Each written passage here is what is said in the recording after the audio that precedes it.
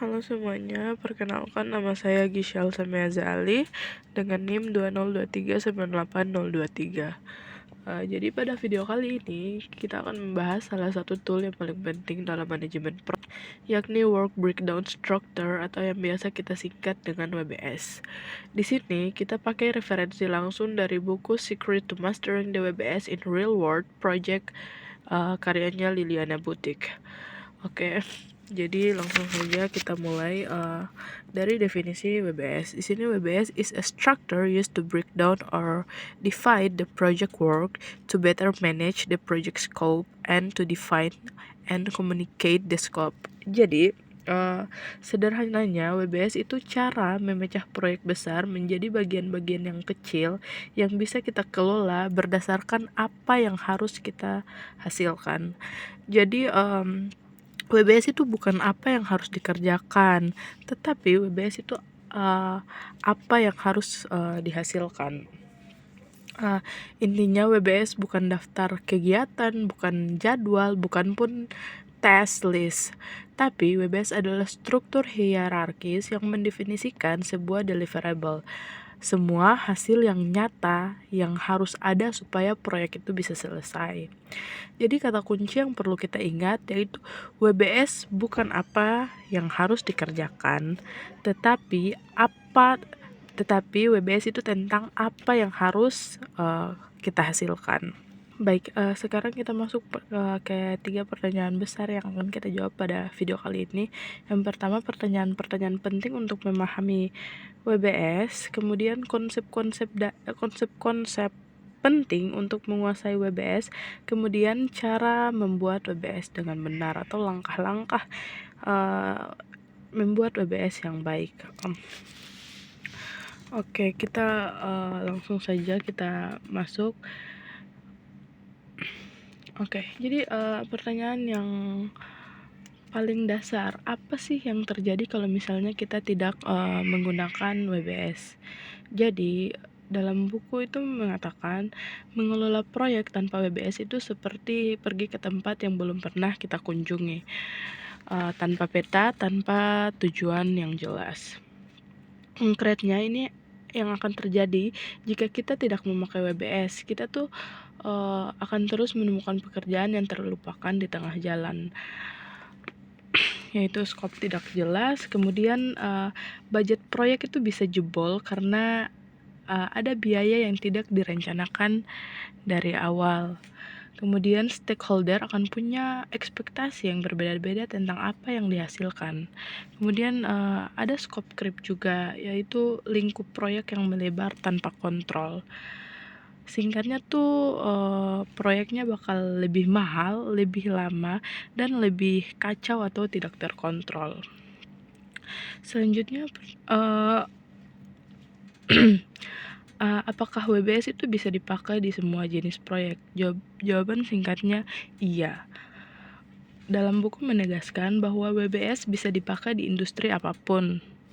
Jadi di semua industri, contohnya itu IT, konstruksi, telekomunikasi, penerbangan, bahkan proyek personal seperti pernikahan atau renovasi rumah.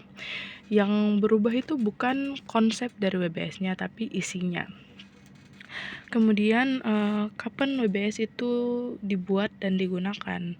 Ini tuh penting. WBS itu bukan cuma dibuat sekali lalu disimpan. Menurut buku, WBS itu digunakan di seluruh siklus proyek. Jadi WBS itu dibuat di awal saat inisiasi proyek, kemudian diperbaiki dan didetailkan dalam saat perencanaan, kemudian digunakan sebagai acuan saat eksekusi dan monitoring, kemudian jadi bahan evaluasi saat proyek ditutup.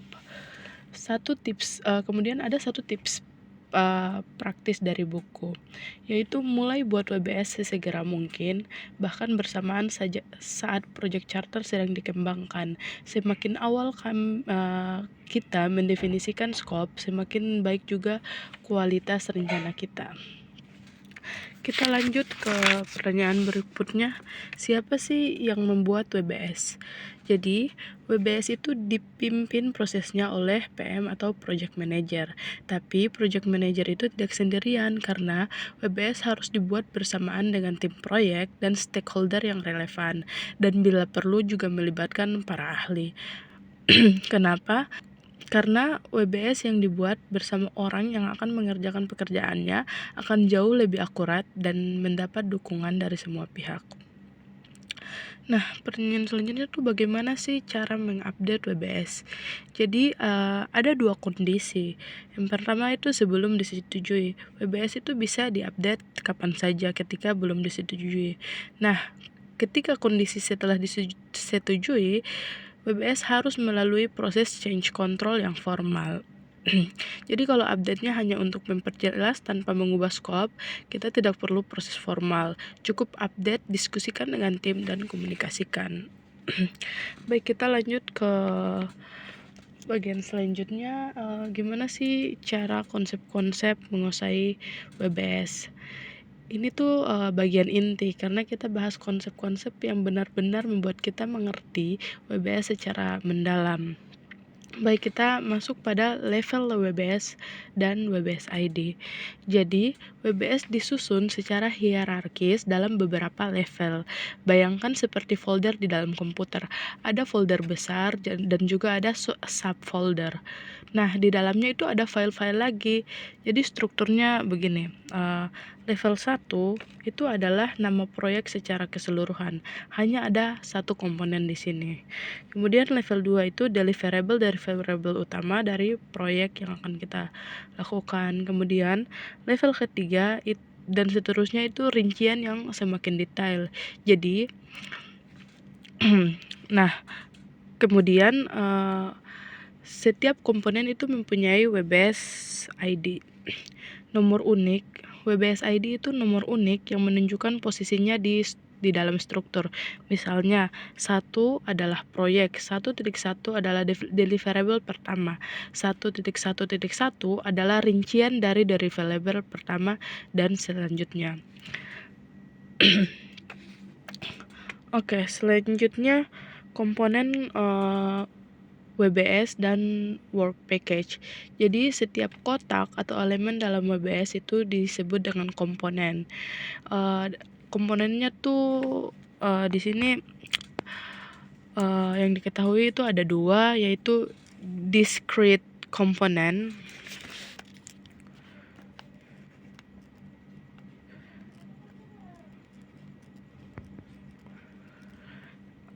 sama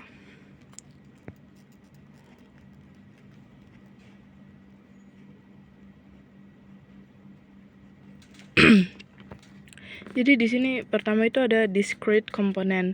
Ini tuh deliverable yang nyata yang bisa diukur, diverifikasi, dan diserahkan. Contohnya seperti dokumen, software, laporan, dan prototype. Sedangkan yang kedua itu ada level of effort komponen. Ini tuh bukan deliverable yang bisa diukur secara langsung, tapi penting juga untuk proyek. Contoh yang paling umum adalah project management. Di sini tuh kita tidak bisa menyerahkan project management sebagai sebuah benda, tapi pekerjaannya itu nyata dan perlu masuk dalam WBS. Baik, jadi komponen yang ada di level paling bawah dari setiap cabang disebut dengan work package. Ini tuh titik terkecil di mana kita bisa menetapkan siapa yang bertanggung jawab, membuat estimasi biaya dan waktu, memonitor progresnya. Kemudian kita lanjut dengan decomposition. Decomposition itu cara memecah pekerjaan. Teknik utama dalam membuat WBS disebut dengan decomposition, di mana memecah deliverable besar menjadi bagian-bagian yang lebih kecil dan lebih mudah dikelola. Buchtik menjelaskan prinsip dasarnya itu pecah terus sampai kita bisa menjawab ya untuk 4 pertanyaan seperti bisakah komponen ini di-assign ke satu orang, bisakah kita estimasi biaya dan durasinya, bisakah kita identifikasi aktivitas yang diperlukan, atau bisakah kita monitor progresnya. Jika semua jawabannya ya, berarti berhenti decompose. Kalau ada yang tidak, berarti kita lanjut untuk memecah lagi. Nah, untuk proyek yang cukup kompleks, Buttrick sendiri merekomendasikan minimal 3 level dekomposisi. Kemudian kita lanjut ke 100% rule atau aturan yang paling fundamental. Ini tuh aturan yang paling sering dilanggar dan paling sering ditanyakan. 100 rule artinya semua komponen anak harus mewakili tepat 100% dari komponen induknya, tidak lebih dan tidak kurang. Contoh sederhananya, kalau kita punya komponen roda mobil dan mobilnya punya 4 roda, maka komponen anak harus roda depan tambah roda depan kanan tambah roda belakang kiri dan roda belakang kanan. Kalau salah satunya ketinggalan, berarti kita melanggar 100% rule. Nah, aturan ini tuh berlaku di setiap level, bukan hanya di level pertama. Dan ada frasa populer yang wajib kita ingat dari Buttrick. What isn't in the WBS is outside of scope. Jadi apa yang tidak ada di WBS itu tidak di luar lingkup proyek. Kemudian kita lanjut dengan cara menamai komponen. Satu lagi aturan simpel tapi sering dilanggar, yaitu komponen WBS hanya boleh menggunakan kata benda dan kata sifat, tidak boleh ada kata kerja. Kenapa? Karena kata kerja menggambarkan kegiatan, sedangkan WBS itu menggambarkan hasil. Salah satu contoh yang salah dalam pembuatan WBS itu ada contohnya tuh seperti membuat desain logo. Ini tuh salah karena ini termasuk kegiatan. Contoh yang benar dalam WBS itu desain logo final. Itu baru merupakan deliverable. Jadi, nama komponen harus mengandung kata kerja. Jadi itu sinyal bahwa kita sedang membuat daftar tugas, bukan WBS. Selanjutnya kita masuk ke WBS Dictionary. WBS Dictionary adalah dokumen pendukung yang menjelaskan lebih rinci apa yang dimaksud dengan setiap komponen WBS. Kenapa kita perlu untuk lakukan itu? Karena nama komponen saja itu kadang tidak cukup. Seperti laporan teknis bisa diinterpretasikan berbeda oleh orang yang berbeda. Jadi, WBS Dictionary hadir untuk menyamakan pemahaman sebuah pihak tentang scope dari setiap komponen. Isi minimal WBS Dictionary itu ada WBS ID, nama komponen, dan deskripsi pekerjaan. Bisa ditambah kolom lain sesuai kebutuhan proyek. Selanjutnya kita masuk ke bagian 3, yaitu membuat WBS atau langkah-langkah untuk membuat WBS. Jadi buku Buttrick sendiri punya framework yang disebut dengan Step to Create a Valuable WBS. Di situ itu ada 20 langkah. Tapi kita tidak perlu hafal semua. Yang paling penting adalah alurnya, dan di sini saya jelaskan secara ringkas. Yaitu kita mulai dari langkah pertama, yaitu kumpulkan input yang dibutuhkan. Jadi sebelum mulai kita butuh project scope statement, rencana manajemen scope, dokumentasi requirements, dan aset organisasi seperti template WBS yang pernah kita buat sebelumnya. Nah, setelah itu langkah kedua, kita tentukan tim pembuat WBS. Jadi tentukan siapa saja yang akan terlibat, seperti tim proyek, stakeholder, dan bila perlu para ahli yang ada di bidangnya. Kemudian langkah ketiga, analisis scope pekerjaan. Jadi mulai identifikasi dan analisis pekerjaan yang dilakukan. Ini tuh proses iteratif, jadi kita tidak harus sempurna di iterasi pertama. Langkah selanjutnya kita pilih pendekatan penyusunan WBS. Jadi di buku menyebutkan bahwa pendekatan itu ada beberapa. Yang pertama itu ada by major deliverables. Itu yang paling umum dan paling direkomendasikan. Ada juga by project phase. Itu cocok untuk proyek IT dengan fase yang jelas. Kemudian ada by sub project. Itu cocok untuk proyek yang besar dibagi ke beberapa kontraktor. Ada juga by geographic location, itu cocok untuk proyek global atau multinegara. Kemudian ada by departemen, itu cocok bila pekerjaan sangat terbagi per departemen. Nah, selanjutnya kita masuk ke langkah 5, yaitu terapkan decomposition dan 100% rule tadi.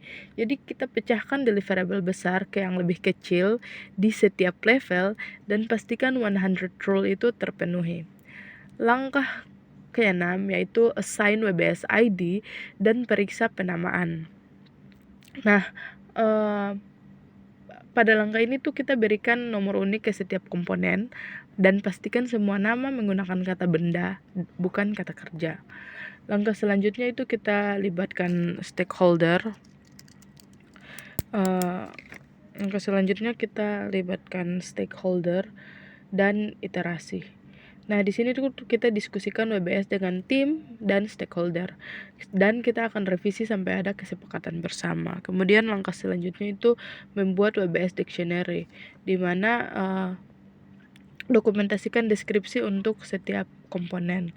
Selanjutnya kita langkah selanjutnya itu dapatkan persetujuan atau approval. Jadi setelah semuanya setuju, WBS-nya disetujui dan menjadi scope baseline, jadi itu akan menjadi acuan resmi proyek. Kemudian langkah ke-10, komunikasikan dan hubungkan ke schedule dan cost WBS yang sudah disetujui, dikomunikasikan ke semua pihak, lalu dijadikan dasar untuk membuat jadwal dan estimasi biaya. Jadi ada poin-poin penting yang perlu kita ambil kesimpulan dari video ini. Yang pertama, WBS sudah pasti bukan daftar kegiatan. WBS adalah struktur hierarkik atau struktur deliverable. Jadi semua hasil yang nyata harus ada supaya proyek itu selesai. Kalau kita masih menuliskan kata kerja di WBS, berarti kita bukan membuat WBS tapi kita sedang membuat test list. Nah, kedua, 100% rule adalah aturan yang paling fundamental. Jadi setiap komponen anak harus mewakili 100% dari komponen induknya. Dan ini tuh berlaku di setiap level, bukan hanya di level pertama saja. Yang ketiga, work package. Work package itu adalah unit terkecil di WBS, tempat di mana kita bisa assign orang, estimasi biaya dan waktu, dan monitor progress. Yang keempat, WBS Dictionary adalah teman setia WBS. Jadi dokumen yang menyamakan pemahaman semua pihak tentang scope dan setiap komponen. Dan yang kelima tadi yaitu kalimat what isn't in the WBS is outside of scope. Jadi WBS adalah kontrak visual antara kita, tim kita, dan stakeholder kita tentang apa yang dihasilkan proyek.